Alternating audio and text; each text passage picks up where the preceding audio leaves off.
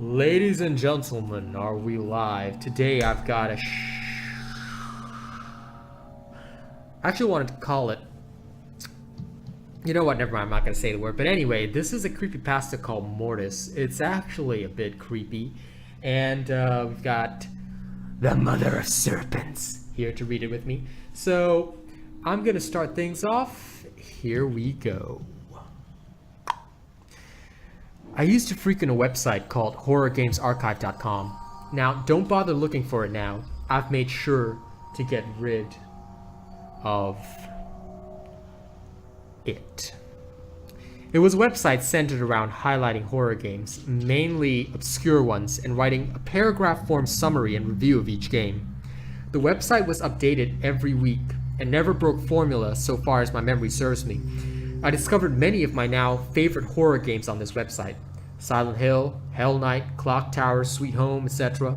Because of my affinity for horror games and my respect for this website, I got in contact with Dex, the website's creator and main writer, over Skype. Over to you. At the time, Dex and I had spoken for a few months and had developed what I suppose you would call an internet friendship. He would give me an update every time he made a new review, and I became a co-writer, editing and adding sections to some of his reviews. I even completely wrote his review of White Chamber. He had also told me that he was developing his own game, though I'm sad to say I don't think he ever finished it. It was no surprise to me that after about 11 months of our frequent conversations, he asked me, of all people, to write a review while he was away for spring break. He sent me the link over Skype of that week's game. It was called Mortis. He told me it was a PC game that came out in 2001, and that the copy he had sent me was completely legitimate. I had never heard of this game in all my years on the vast internet, but he was quick to assure me that it was worth the effort. I downloaded the game, which took about 5 minutes because Dex thought it was right to send me the game over Skype. He was not the tech-savvy type. I looked inside the zip file Dex had placed the game into, and only saw an executable file and a README file, as well as your run-of-the-mill data folders. I took the file's request and read it to find what is typical for a game's README file: original game credits, other credits, and install instructions. None of this interested me, though. But what did interest me were the controls. Using my master investigative skills, I inferred that Mortis was a Resident Evil type game, what with a up to move forward, left and right to turn, and press space while in action mode to attack. I got myself ready for clunky controls, hilariously bad voice acting, and cheap scares.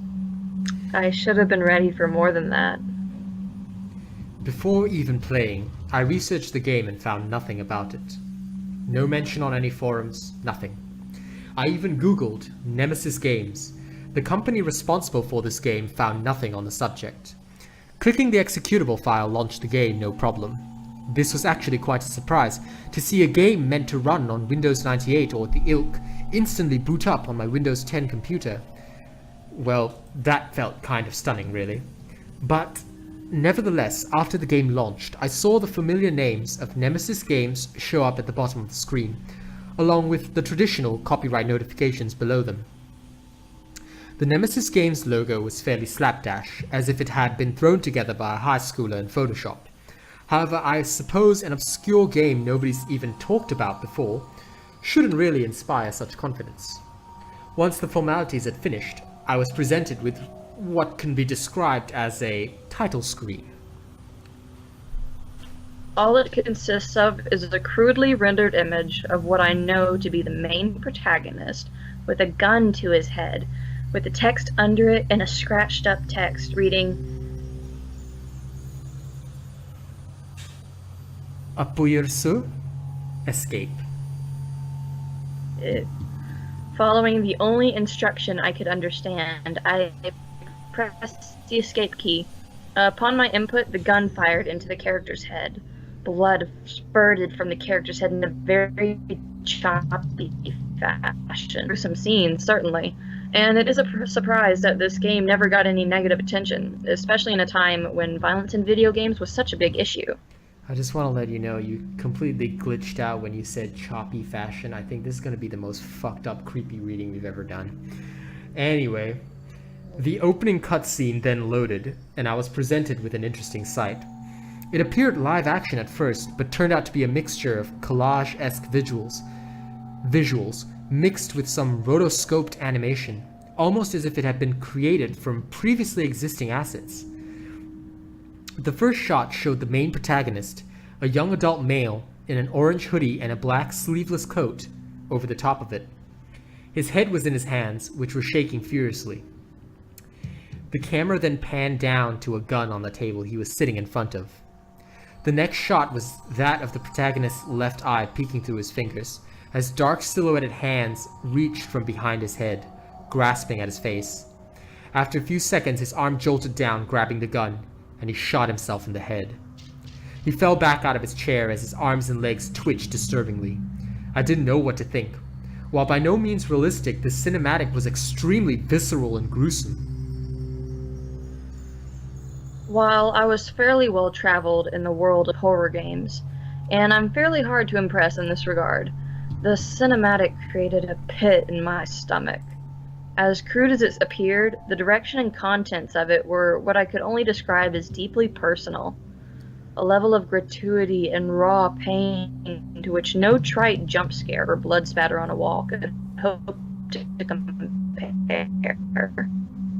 My god, the way you're distorting is like it's as if it's on purpose on where it would be most creepy. The blood splatter on the wall. Holy shit. I don't know how our viewers are gonna take this, but damn. The scene faded to a loading screen featuring the main protagonist's twitching hand reaching in from out of the frame. While it was loading, the voice of the main character sounded in my headphones, though it sounded as if he was speaking underwater. He spoke in French, and with my limited knowledge of the language, I'm fairly certain he said, "Je m'appelle Patrick," meaning, "My name is Patrick." There was, however, no sense of urgency in his words. He spoke them slowly and calmly in a serene tone. It sounded very deep, unnaturally so, as if it had been pitch shifted. Alright, when I first saw that, I immediately thought of SpongeBob. When the game loaded after what felt like an eternity, the main character, Patrick, awoke in his hoodie, ripped overcoat and jeans from the opening cutscene. He stood up from his bed, and this is when I gained full control. My suspicions were confirmed in that it did control like Resident Evil, but it controlled a lot better. It's hard to explain, but Patrick had more weight to him, and I was able to get through doorways without having to run against the wall all the time. The second major difference was that the camera angles were not fixed, but instead swung around freely in the same style as Silent Hill. After getting myself situated with the controls, I searched his room for items that may be useful in later puzzles, something Silent Hill and Resident Evil have taught me well. I found nothing but a generic handgun in the dresser and a bottle of prescription medicine. The description of that read, "Do not use under any circumstances." Though tempted, I felt it best to explore the area first before taking any action. Over to After a few minutes of wandering around the apartment room, I heard a scratching coming from every direction.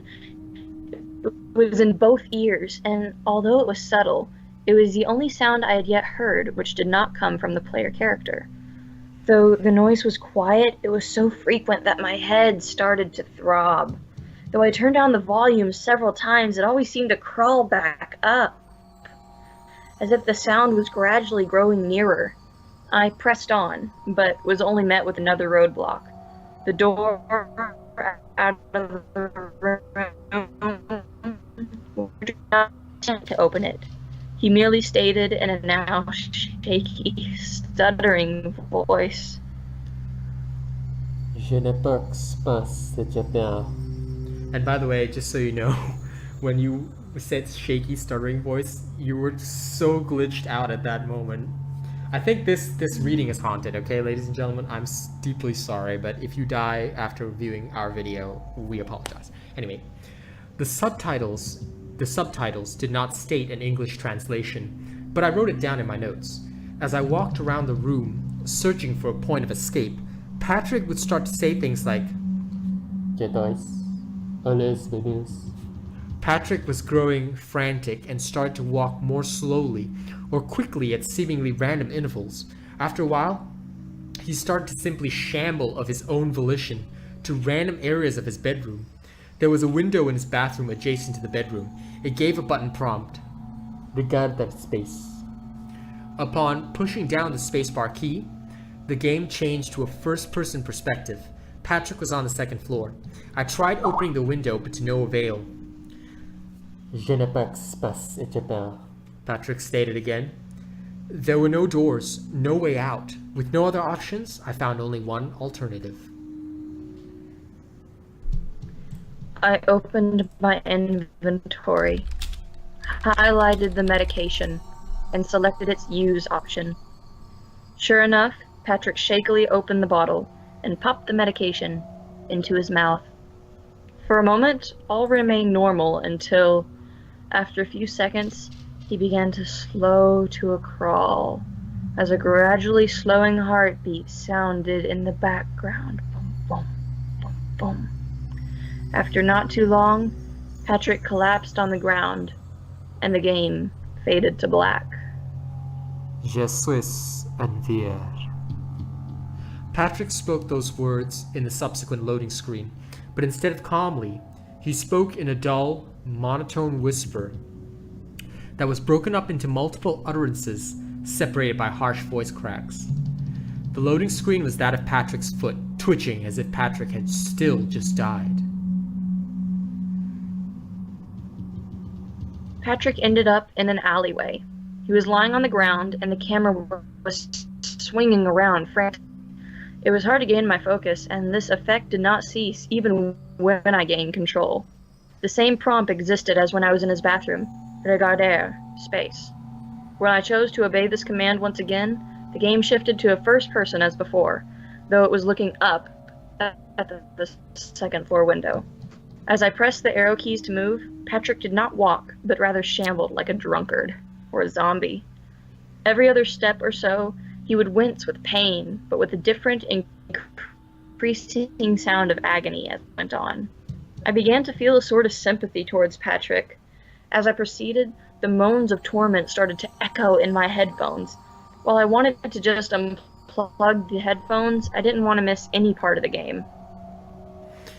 As I was focusing on the sound, I lost track of where I was going. I tried to get my bearings, but I came to the conclusion that I wasn't going anywhere. Every corner I turned just led me to another adjacent alley. As I turned each corner, Patrick gained new behavior. He started looking behind him, trying to search for someone who may be following him. I took to his attempt to find someone and turned him around myself to find nobody there. Turning around led Patrick to shake and peek behind him less, almost seemingly reassured. Though I can't recall exactly, I seem to remember hearing, "Thank you," whispered over the top of the cacophony of grunts and atmospheric noises. After some time of wandering aimlessly, the scratching noise had begun once more. At first, it was quiet, and I barely noticed it, but it began to get incredibly grating despite my volume being set almost to mute. Patrick began picking up his walking speed, even with his condition. He began yelling out in agony, and there was a harsh cracking sound with each step he took. Along with the horrifying sound of broken bones grinding against each other was the quickly loudening scratching sound.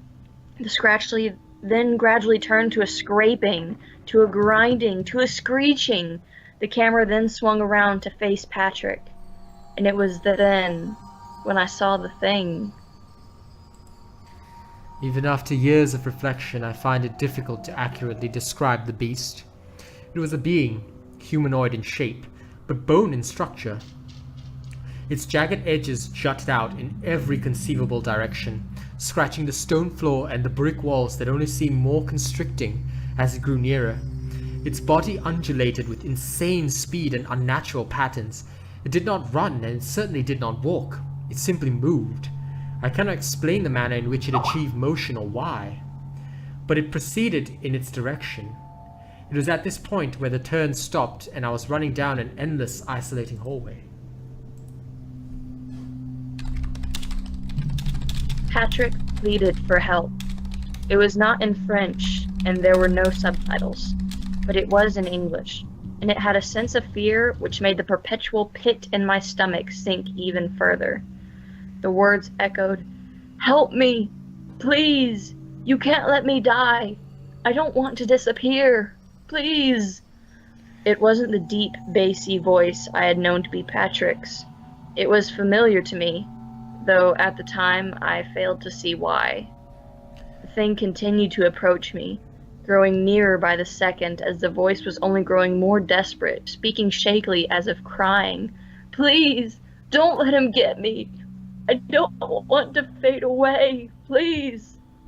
Despite my efforts, the thing finally caught up and grabbed me with a stray bone.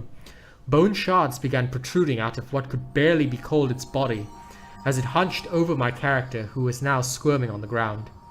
His scream pierced my ears, and I felt like screaming too. His arms and legs twitched frantically, and I could not tell any more whether he was alive or dead. It was only at this moment when I saw the beast closely. Its face was vaguely human in nature, its eyes caved in through cracked bone, with scratch marks lining the face. For a moment, I think it looked at me. The screen cut to black as I heard. Oops, technical difficulties. "I am so very sorry." But it was not Patrick. The game closed and cut back to my desktop, with nothing but the zip file open.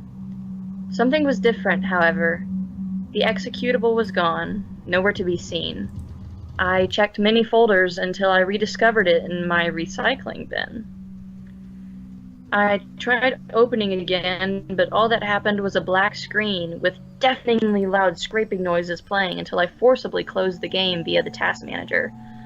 I was going to delete the now inoperable executable before once more checking the files. The README had been altered. All had been removed except for one solitary line. I'm so very sorry to leave you all like this. Dex. In the coming years, I'd not heard from Dex. The website's forums were flooded with people wondering what was going on. I decided to take it down. Better than to meddle in personal business, I suppose. I still hear his voice, the last thing he ever said to me. I'm so very sorry. My only regret is that he felt there was something to be sorry for. And that brings us to the end of this troubled reading. My god, the glitches and everything. Kind of frightening on my end if you were hearing them, but anyway, hope you enjoyed that. Ladies and gentlemen, please join us for our next recording, and we shall see you all next time.